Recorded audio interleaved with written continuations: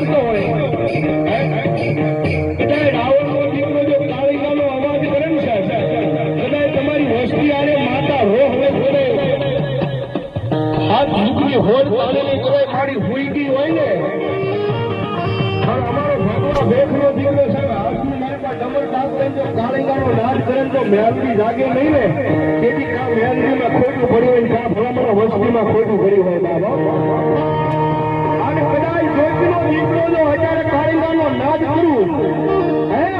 અને જો આયા મેલડીના ભુવા બેઠા હોય તો મેલડીના ભુવાને મેલડીનો હાકલો ન આવે ને તો એના ભુવા જોઈ મેલડી પર પારકા ગામના સીમાડો મેલી આવ્યો હોય.